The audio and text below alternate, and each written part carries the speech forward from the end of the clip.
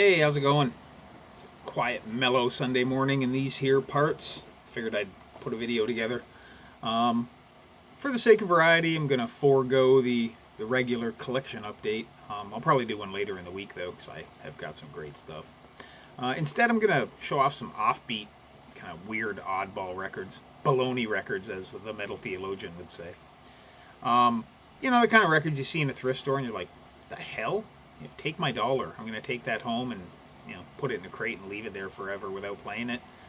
But I got it, and it's cool. So, yeah, I got a bunch of that stuff. I was just moving things around last night, and I ended up moving a couple crates that had that sort of thing in it. So I figured I'd show a few off. I grabbed a dozen. We'll start right out of the gate with a record where, realistically, there's no reason I should not own this. It's Bigfoot, alive in '82. It's on Amazing Horizons Incorporated. It's really just shitty country music done by this guy, Phillip Ramblin Jack Malbrough, who's modeling early crust punk fashion with the patches all over the pants. Dude was a trailblazer, evidently. It's got some hits. It's got Bigfoot Boogie. It's got What's It Take to Be a Believer, Where Only the Sasquatch Goes. It's good shit. Well, not really, but it's kind of a cool thing to have. Next, into the kooky religious end of the spectrum, record brought to us by the Rosicrucians, Attaining Cosmic Consciousness. Now, if you don't know what the Rosicrucians are, and I'm not claiming to be an expert, but I guess if I recall correctly, the basic part, or basic foundation, I guess, of their religion is that they were handed down some secret wisdom from ancient times, but then they go about it in a way that's kind of along the lines of the Freemasons, where there's definitely an occult kind of aspect to it. It's really just a mishmash of a bunch of different religions. You'll have Tibetan spiritualism, and then stuff in there from Judaism, and some Christian stuff, and they just all mash it together and get all wacky with it. Science of mysticism. It's for your instruction and pleasure if you want to get into a weird culty religion. Brought to you by Rosicrucian Recordings. And something a little more cheery, Mr. T's Commandment.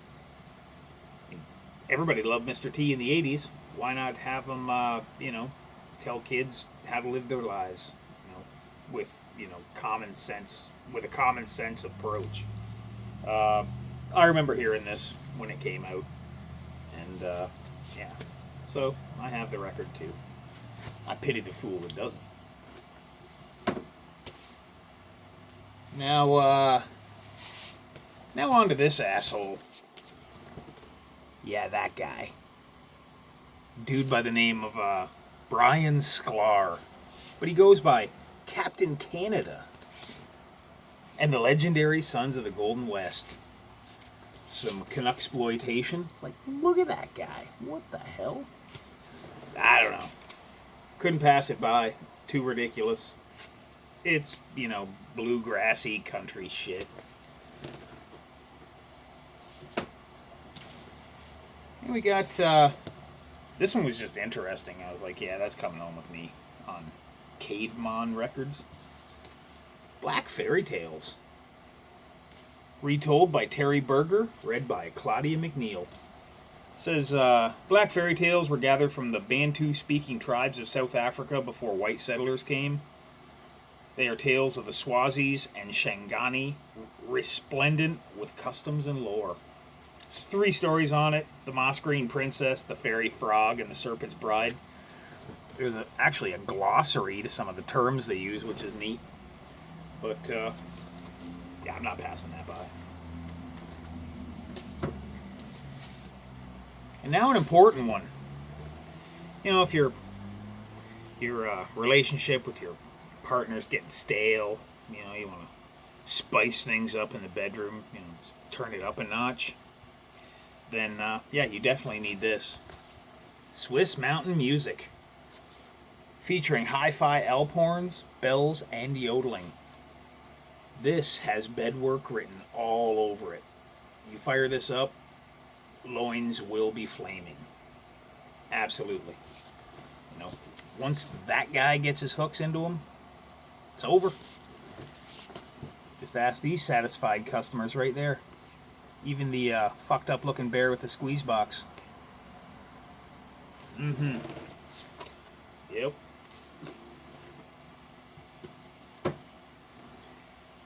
And, for the weeks following your experience with Swiss Mountain Music, we have medical and social aspects of venereal disease. Plays right into it. Not a whole lot to say about this. You got your panel of experts here. Joseph Portnoy, L.B. McNally, Robert H. Aikman, Howard A. Rottenberg, and Mrs. Linda Heisler. They're going to tell you everything you needed to know about the constant drip, drip, drip of venereal disease. Well, back into the kooky religious stuff. This one's awesome, though. Flight FINAL. Brought to us by the fine folks at Flight FINAL in Tullahoma, Tennessee. It's a dramatic comparison to death. And it's a story. A bunch of people on a plane. Plane's going to crash. Ooh, we're going to meet Jesus. Blah, blah, blah. The narrator, he's got this awesome reverby, like kind of an ethereal thing going on with his delivery. And there's intermittent, horrible baritone vocal gospel, just ripping through every now and again. This is actually apparently a pretty popular record in the, Christian record scheme of things, I guess. I don't know. It's pretty cool. Oh yeah, everybody remembers the Atari 2600 and Missile Command. It's the soundtrack to Missile Command. Yeah, it's exactly what you'd think. The planet Zardon is under attack. Only the brave men and women of the Missile Command can destroy endless waves of Krytolian missiles. Join the command team and help defend the universe as you fight back in Atari's Missile Command.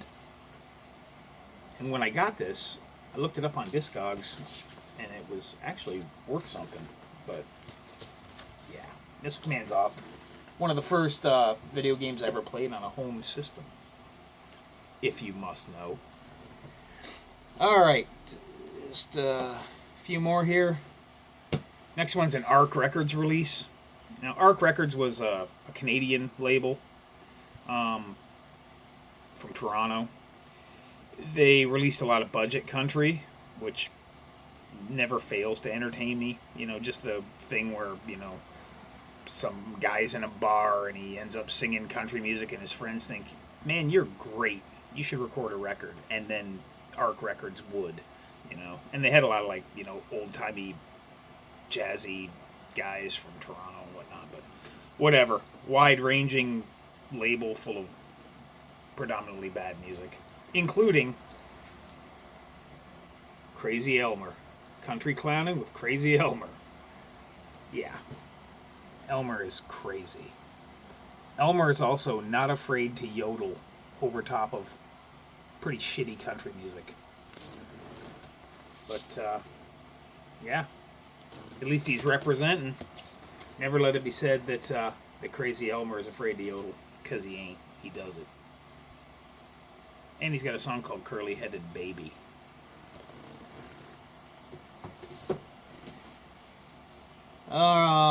Motivational speakers. Aren't they fantastic? This is a dude named Glenn W. Turner. This Glenn W. Turner speaks out, you can better your best. Now, you might ask yourself, what's so special about Glenn W. Turner? And really nothing. I mean, his stuff is just basically, poor farmer type guy, and he's, talking about how he battled out of obscurity and, poverty to be a success. What made me buy this record, moreover, is that the lack of sensitivity on the part of the record label. Because in describing, there's a great big write-up about Glenn W. Turner in the back here. But I will read this. This album is a narration by Mr. Glenn W. Turner.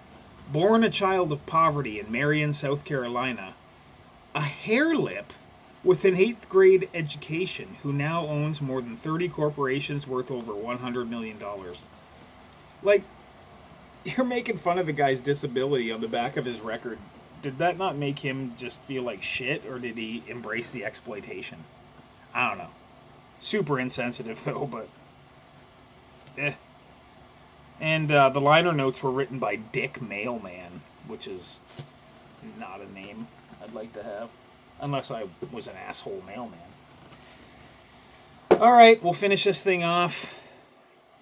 As seen on TV, $4.98.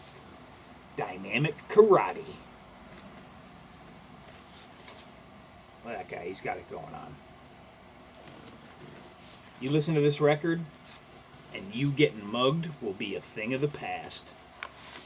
There's, let's see here, 1 LP record and a step-by-step book with over 70 action photos. And they weren't lying. Here it is. Probably well over 70 action photos. But, yeah. Gifted me by my good friend Dave Maxwell. Rest in peace, my friend. Yeah, so that's Oddball